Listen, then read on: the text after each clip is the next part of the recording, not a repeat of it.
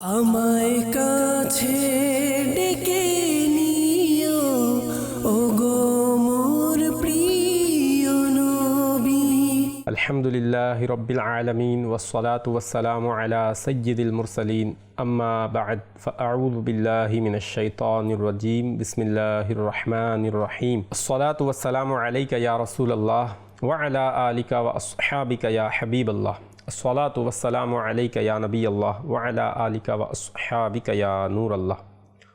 প্রিয় ইসলামী ভাইরা এবং মাদানী চ্যানেলের দর্শকবৃন্দ, আবার উপস্থিত হয়েছি অনুষ্ঠান নবী প্রেমের কাহিনী নিয়ে। এই অনুষ্ঠানে জানাই আপনাদের সকলকে স্বাগতম।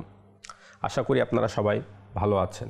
প্রত্যেকবারের ন্যায় ইনশাআল্লাহ আজও আমরা নবী প্রেমের কাহিনী শুনব এবং সাহাবায়ে কেরামের নবী প্রেম সম্পর্কে শুনব।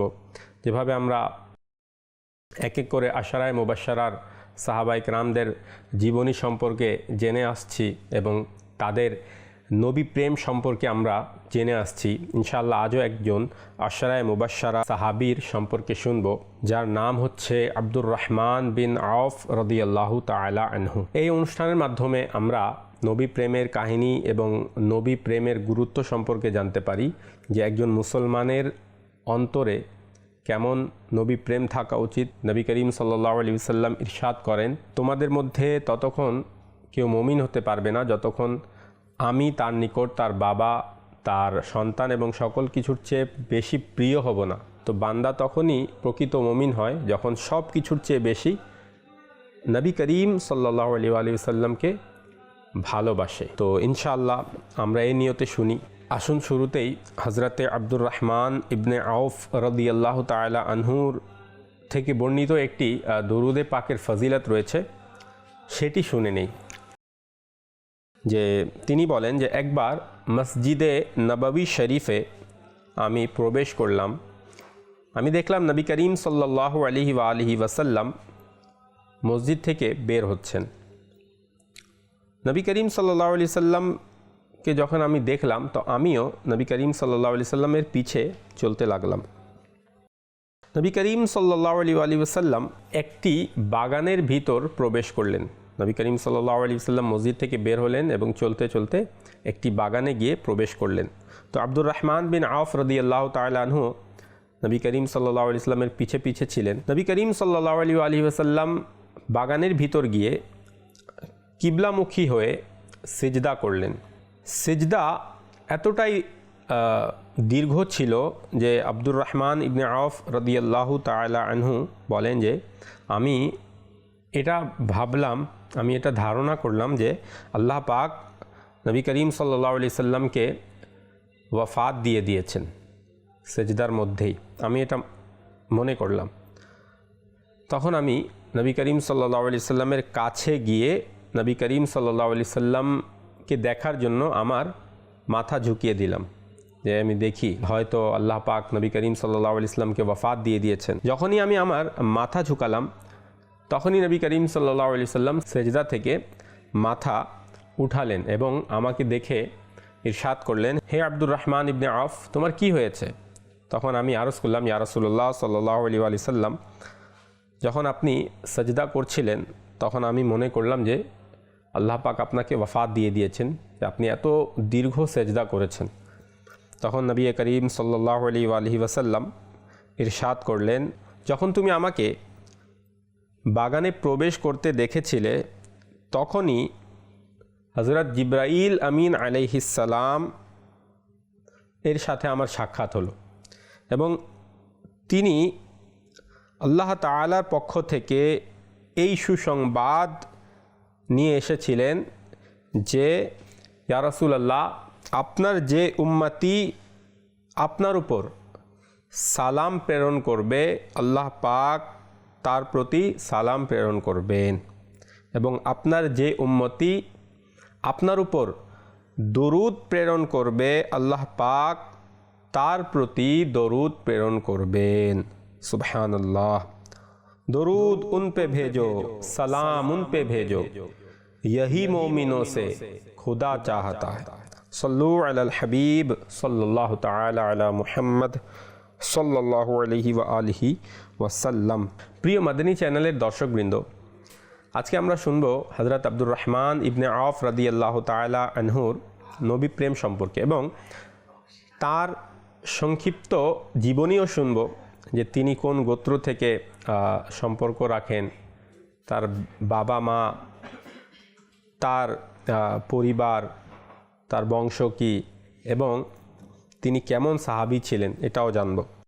আব্দুর রহমান বিন আওফ রাদিয়াল্লাহু তাআলা আনহুর ব্যাপারে এসেছে যে তিনি সাহাবীদের মধ্যে সবচেয়ে ধনী সাহাবী, অর্থাৎ যত সাহাবায়ে কেরামগণ ছিলেন সবচেয়ে ধনী হচ্ছেন হযরত আব্দুর রহমান বিন আওফ রাদিয়াল্লাহু তাআলা আনহু। তিনি একজন ব্যবসায়ী ছিলেন এবং ব্যবসার উদ্দেশ্যে প্রায় তিনি ইয়ামান এবং শাম দেশে সফর করতেন।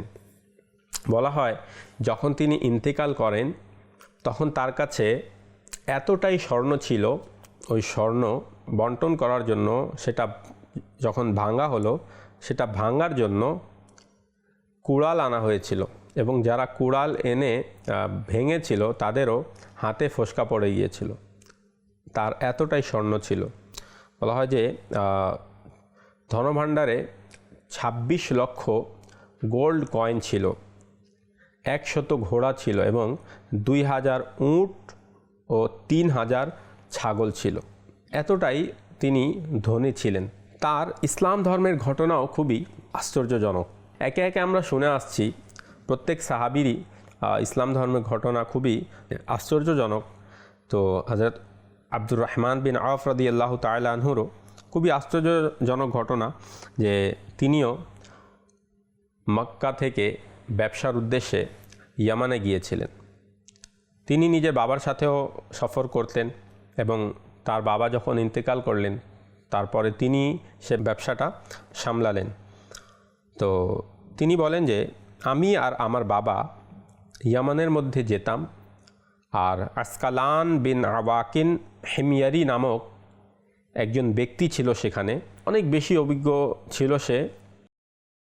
যখনই আমি তার কাছে যেতাম তো সে আমার কাছে জিজ্ঞেস করতো কাবা শরীফের ব্যাপারে, জমজম শরীফের ব্যাপারে এবং একটি প্রশ্ন সবসময়ই করতো সেটা হচ্ছে যে তোমাদের মক্কাতে কি এমন ব্যক্তির প্রকাশ ঘটেছে যার অনেক চর্চা হচ্ছে সারা শহরে, এমন কি হয়েছে? তো হযরত আব্দুর রহমান বিন আওফ রাদিয়াল্লাহু তাআলা আনহু বলেন যে আমি সবসময় তাকে না বলতাম যে না, এমন কোনো ঘটনা ঘটেনি। তিনি বলেন যে যেই বছর নবী করিম সাল্লাল্লাহু আলাইহি ওয়াসাল্লাম নবুয়তের প্রকাশ করলেন, নবুয়তের এলান করলেন, সেই বছর যখন আমি গেলাম ওই ইয়ামানের মধ্যে আসকালান বিন আওয়াকিন হিময়ারির কাছে, তখন সে অনেক বৃদ্ধ হয়ে গিয়েছিল এবং অনেক দুর্বল হয়ে গিয়েছিল এবং তার শ্রবণ শক্তি আর দৃষ্টিশক্তি অনেক দুর্বল হয়ে গিয়েছিল। তো যখন আমি তার কাছে গেলাম সে আমাকে চিনতে পারলো না এবং আমার পরিচয় জানতে চাইলো যে তুমি কে। যখন আমি তাকে আমার বংশের ব্যাপারে বললাম তখন সে আমাকে চিনতে পারলো। তখন সে বলল আমি কি তোমাকে এক আশ্চর্যজনক সংবাদ দিব না যেটা তোমার ব্যবসার চেয়েও বেশি লাভজনক? তো হযরত আব্দুর রহমান বিন আওফ রাদিয়াল্লাহু তাআলা আনহু বললেন যে হ্যাঁ। আমি বললাম হ্যাঁ বলো। সে বলল গত মাসে তোমাদের গোত্রের মধ্যে আল্লাহ পাক একজন এমন নবী পাঠিয়েছেন যাকে মুস্তাফা এবং মুরতাজা এর মাকাম দান করা হয়েছে, অর্থাৎ যিনি হচ্ছেন আল্লাহর নির্বাচিত। তার উপর কিতাব নাজিল করা হবে এবং অনেক ইনাম পুরস্কারও দেয়া হবে এবং তিনি ইসলামের দাওয়াত দিবেন এবং হকের পথে মানুষকে ডাকবেন এবং নিজেও এটার উপরই অটল থাকবেন এবং বাতিল থেকে তিনি সবসময় মানুষকে দূরে করবেন, এমনকি বাতিলকে একদম মূল থেকেই তিনি কি করবেন, সরিয়ে ফেলবেন। তো হযরত আব্দুর রহমান বিন আওফ রাদিয়াল্লাহু তাআলা আনহু বলেন যে তার কথা শুনে আমার অন্তরে ঘর করে নিল।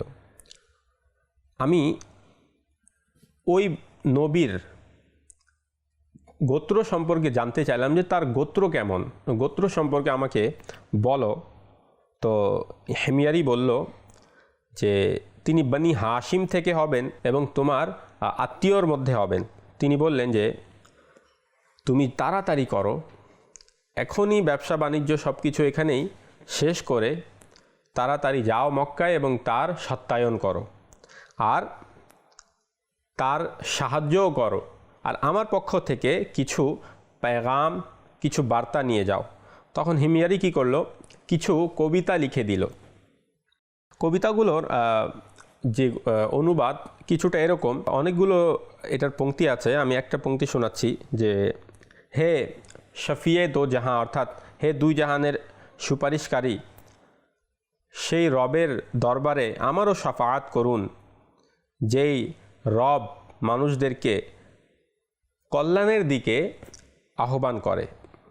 তো এরকম কয়েকটি পংক্তি নবী করিম সাল্লাল্লাহু আলাইহি ইসলামের ভালোবাসা সম্পর্কে সে লিখে আব্দুর রহমান বিন আওফ রাদিয়াল্লাহু তাআলা আনহুকে বলল যে আপনি আমার এই বার্তাটা নবী করিম সাল্লাল্লাহু আলাইহি সাল্লামের কাছে পৌঁছে দিবেন। তো এটা নিয়ে হযরত আব্দুর রহমান বিন আওফ রাদিয়াল্লাহু তাআলা আনহু খুব তাড়াতাড়ি করে নিজের ব্যবসা সব কিছু সেখানে রেখে চলে আসলেন মক্কা শরীফে। এসে সর্বপ্রথম হযরত আবু বকর সিদ্দিক রাদিয়াল্লাহু তাআলা আনহুর সাথে দেখা করলেন। হযরত আবু বকর সিদ্দিক রাদিয়াল্লাহু তাআলা আনহু তিনি বললেন, তাকে যখন জিজ্ঞাসা করলেন যে এমন কোনো ঘটনা ঘটেছে, তিনি বললেন হ্যাঁ, হযরত আব্দুল্লাহ রাদিয়াল্লাহু তাআলা আনহুর যে ছেলে মুহাম্মদ সাল্লাল্লাহু আলাইহি সাল্লাম, তাকে আল্লাহ পাক নবী হিসেবে পাঠিয়েছেন এবং তিনি সকল মখলুকের দিকে রসুল হয়ে এসেছেন। যাও, তাড়াতাড়ি যাও তার দরবারে এবং তার উপর ঈমান আনো। হযরতে আব্দুর রহমান বিন আওফ রাদিয়াল্লাহু তাআলা আনহু বললেন যে আমি তখনই নবী করিম সাল্লাল্লাহু আলাইহি সাল্লামের দরবারে উপস্থিত হলাম। দেখলাম নবী করিম সাল্লাল্লাহু আলাইহি সাল্লাম হযরতে উম্মুল মুমিনিন খাদিজাতুল কুবরা রাদিয়াল্লাহু তাআলা আনহা এর বাসায় ছিলেন। আমি প্রবেশ করলাম এবং নবী করিম সাল্লাল্লাহু আলাইহি সাল্লাম আমাকে দেখা মাত্রই ইরশাদ করলেন, আমি একজন সৌভাগ্যবান চেহারাকে দেখছি, এবং বললেন যে তোমার থেকে আমার কল্যাণেরই আশা রয়েছে। তারপর ইরশাদ করলেন, এখানে আসার পূর্বে যে বিষয়গুলো ঘটেছে সেগুলো বলো, কি ঘটেছে। দেখেন নবী করিম সাল্লাল্লাহু আলাইহি সাল্লাম মক্কাতে আছেন, আর হযরত আব্দুর রহমান বিন আওফ রাদিয়াল্লাহু আনহুর সাথে ঘটনা ঘটেছে ইয়ামানের মধ্যে। নবী করিম সাল্লাল্লাহু আলাইহি সাল্লাম ওটাই জিজ্ঞেস করছেন যে যেই ঘটনা ঘটেছে বলো। তো হযরত আব্দুর রহমান বিন আওফ রাদিয়াল্লাহু তাআলা আনহু বললেন যে আমি আরজ করলাম যে এটা তো আপনিই বলবেন, কি বিষয় ঘটেছে আপনিই বলবেন। তখন নবী করিম সাল্লাল্লাহু আলাইহি সাল্লাম ইরশাদ করলেন, তোমার কাছে আমার একটা আমানত আছে। হিময়ারি তোমার কাছে আমার জন্য কোনো বার্তা পাঠিয়েছে, জলদি বলো, তাড়াতাড়ি বলো সেটা কি। সেই যে হিমিয়ার শহরের অধিবাসী, সে একজন বিশেষ মুমিনদের অন্তর্ভুক্ত। দেখেন, সেও কিন্তু নবী করিম সাল্লাল্লাহু আলাইহি ওয়াসাল্লামকে এখনও দেখেনি, সে ইয়ামানের মধ্যে আছে, কিন্তু নবী করিম সাল্লাল্লাহু আলাইহি ওয়াসাল্লাম তার ব্যাপারে খবর দিচ্ছেন যে সে বিশেষ মুমিনদের অন্তর্ভুক্ত। অতঃপর নবী করিম সাল্লাল্লাহু আলাইহি ওয়াসাল্লাম যখন এই কথা বললেন, তখন আব্দুর রহমান বিন আওফ রাদিয়াল্লাহু তাআলা আনহু বললেন যে এই কথাটা আমার অনেক বেশি ভালো লাগলো এবং আমি তৎক্ষণাৎ সেখানেই মুসলমান হয়ে গেলাম। তারপর ওই হিময়ারি যে পংক্তিগুলো লিখে নবী করিম সাল্লাল্লাহু আলাইহি ওয়াসাল্লামকে দিয়েছিল, সেগুলো নবী করিম সাল্লাল্লাহু আলাইহি ওয়াসাল্লামকে হযরত আব্দুর রহমান বিন আওফ রাদিয়াল্লাহু তাআলা আনহু শুনালেন। নবী করিম সাল্লাল্লাহু আলাইহি ওয়াসাল্লাম ইরশাদ করলেন, অনেক লোক এমন আছে যারা আমাকে না দেখেই আমার উপর ঈমান আনবে এবং আমার রিসালাতের সত্যায়ন করবে। এই সমস্ত লোক আমার সত্যিকারের ভাই। এটা নবী করিম সাল্লাল্লাহু আলাইহি ওয়াসাল্লাম ইরশাদ করলেন। আল্লাহ পাকের তাদের উপর রহমত হোক এবং তাদের সাদকায় আমাদের মাগফিরাত হোক। এইভাবে মক্কার একজন অনেক বড় ব্যবসায়ী মুসলমান হয়ে গেলেন এবং সাহাবী হয়ে গেলেন, এবং ইসলামের পূর্বে তার নাম ছিল আব্দুল কাবাহ। আর ইসলাম আনার পর নবী করিম সাল্লাল্লাহু আলাইহি ওয়াসাল্লাম ওই নামকে পরিবর্তন করে তার নাম রেখে দিলেন আব্দুর রহমান বিন আওফ রাদিয়াল্লাহু তাআলা আনহু। এখান থেকে বোঝা গেল যে নাম যদি খারাপ থাকে তাহলে সেটাকে পরিবর্তন করে ভালো নাম রাখতে হবে। যেমন আমিরুল মুমিনিন হযরত উমর রাদিয়াল্লাহু আনহুর একজন মেয়ে ছিল যার নাম আসিয়া ছিল। নবী করিম সাল্লাল্লাহু আলাইহি সাল্লাম তার নাম পরিবর্তন করে জামিলা রেখে দিলেন। উম্মুল মুমিনিন হযরতে সৈয়দাতুনা জুবাইরিয়া রাদিয়াল্লাহু তাআলা আনহার নাম প্রথমে বাররা ছিল।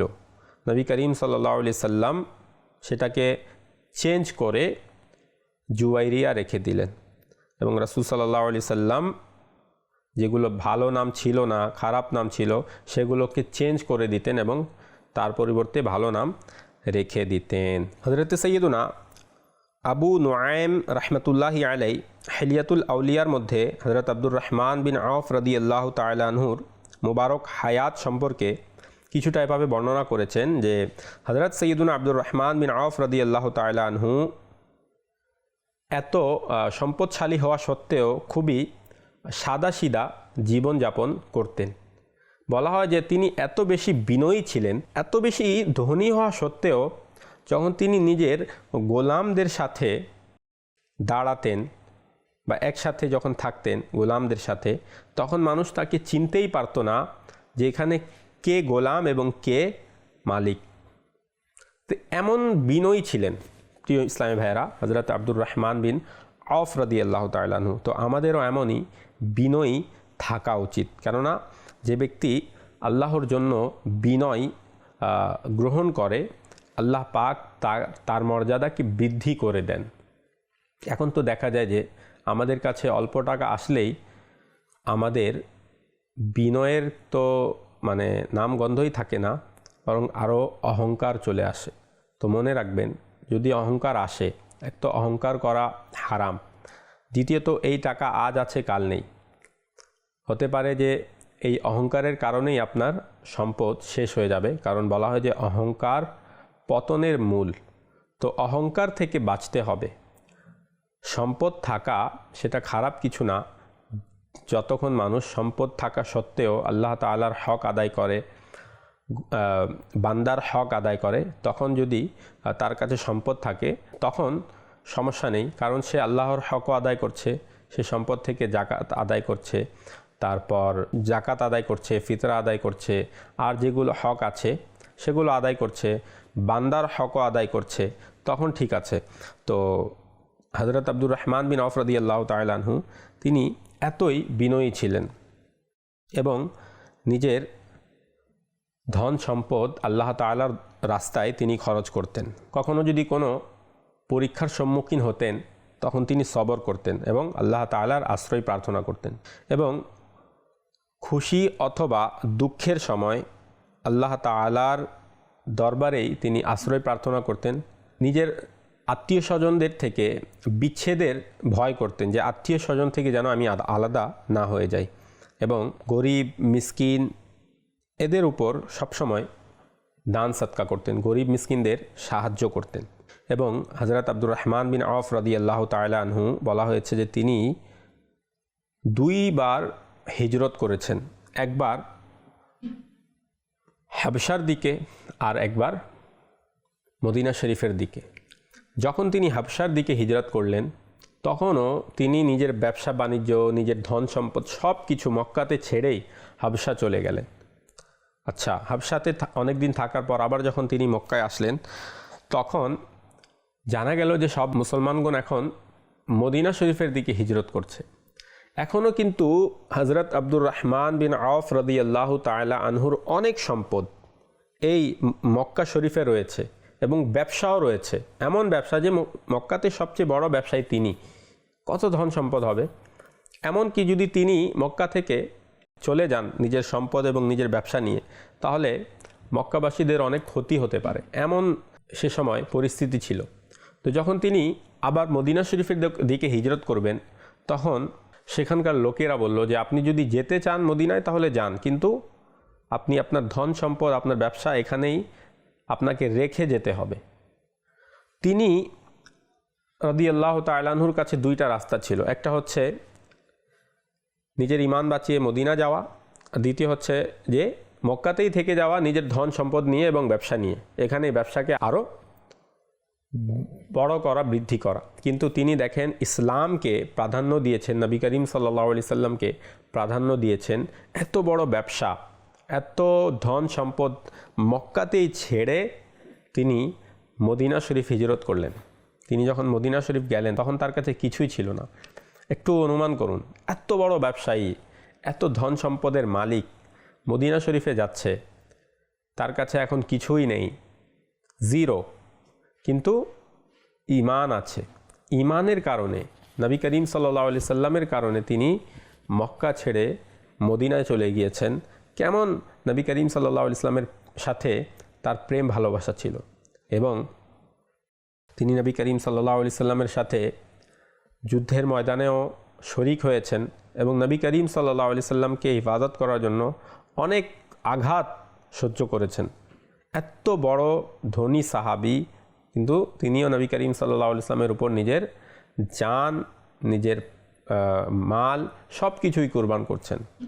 কারণ একটাই, যে নবী করিম সাল্লাল্লাহু আলাইহি সাল্লামকে ভালোবাসা, এটা হচ্ছে ঈমানের মূল। আর এটা সকল সাহাবা ইকরামগণ যারা ঈমান আনতেন তারা সবাই এটা জানতেন যে হুজুর সাল্লাল্লাহু আলাইহি সাল্লামের আনুগত্য, হুজুর সাল্লাল্লাহু আলাইহি সাল্লামের ভালোবাসা, এটাই হচ্ছে ঈমান। তো হযরত আব্দুর রহমান বিন আওফ রাদিয়াল্লাহু তাআলা আনহু যখন মদিনা গেলেন, এবং অন্যান্য সাহাবা ইকরামও যখন মদিনা শরীফে গেলেন, তো যারা হিজরত করে গিয়েছেন তাদেরকে মুহাজির বলা হয়, আর যারা মদিনা শরীফে আগে থেকেই ছিল মুসলমান তাদেরকে আনসার বলা হয়। তো এই মুহাজির এবং আনসারদের মধ্যে নবী করিম সাল্লাল্লাহু আলাইহি সাল্লাম কী করলেন, ভ্রাতৃত্বের বন্ধন তৈরি করে দিলেন। কিভাবে? যে একজন মুহাজির আর একজন আনসারকে ভাই বানিয়ে দিলেন। তো নবী করিম সাল্লাল্লাহু আলাইহি সাল্লাম কী করতেন, মদিনা শরীফ, মক্কা শরীফে যার স্ট্যাটাস যেমন ছিল তেমন মদিনা শরীফের মুসলমানদেরও ওই রকম স্ট্যাটাসের একজন ব্যক্তিকেই ভাই বানাতেন। যদি মক্কা শরীফে কোনো ব্যক্তি কৃষক ছিল, তো তাকে মদিনা শরীফের একজন কৃষকের সাথে ভাই বানিয়ে দিতেন। আর যেহেতু হযরত আব্দুর রহমান বিন আওফ রাদিয়াল্লাহু তাআলা আনহু মক্কা শরীফের সবচেয়ে ধনী ব্যক্তি ছিলেন, তো তাকে নবী করিম সাল্লাল্লাহু আলাইহি সাল্লাম মদিনা শরীফেরও সবচেয়ে ধনী ব্যক্তির, সবচেয়ে বড় ব্যবসায়ীর সাথে ভ্রাতৃত্বের বন্ধন তৈরি করে দিলেন, ভাই বানিয়ে দিলেন, যার নাম হচ্ছে সাদ বিন রবি রাদিয়াল্লাহু আনহু। তো সাদ বিন রবি রাদিয়াল্লাহু তাআলা আনহুর সাথে যখন নবী করিম সাল্লাল্লাহু আলাইহি সাল্লাম ভ্রাতৃত্বের বন্ধন তৈরি করে দিলেন, সাদ বিন রবি রাদিয়াল্লাহু আনহু হযরত আব্দুর রহমান বিন আওফ রাদিয়াল্লাহু আনহুকে বললেন যে নবী করিম সাল্লাল্লাহু আলাইহি সাল্লাম যেহেতু আপনাকে আমার ভাই বানিয়ে দিয়েছেন, আমি চাই যে আমি আমার অর্ধেক সম্পদ যেন আমি আপনাকে দিয়ে দেই। তখন হযরত আব্দুর রহমান বিন আওফ রাদিয়াল্লাহু তাআলা আনহু আরজ করলেন, না, আমি এটা চাই না, আমি আপনার থেকে কোনো কিছুই নিব না, আমাকে শুধু আপনি বাজারের রাস্তা দেখিয়ে দিন, বাজারের পথ দেখিয়ে দিন যে বাজার কোন দিকে। তখন হযরত সাদ বিন রবি রাদিয়াল্লাহু তাআলা আনহু হযরত আব্দুর রহমান বিন আওফ রাদিয়াল্লাহু আনহুকে বাজারের রাস্তা দেখিয়ে দিলেন। হযরত আব্দুর রহমান বিন আওফ রাদিয়াল্লাহু তাআলা আনহু সেদিনই বাজার গেলেন, এবং সেখানে গিয়ে জিরো থেকে আবারও ব্যবসা শুরু করলেন। তার কাছে কিছুই ছিল না, তিনি কারো থেকে এভাবে মালসামান আমাকে দাও, আমি এটাকে বিক্রি করে তোমাকে এনে টাকা দিব, এবং যা লাভ হবে আমরা অর্ধেক নিয়ে নিব। এভাবে করে তিনি ব্যবসা শুরু করলেন, এবং এমন একটা সময় আসলো যে তিনি সবচেয়ে ধনী হয়ে গেলেন, আবারও সবচেয়ে বড় ব্যবসায়ী হয়ে গেলেন।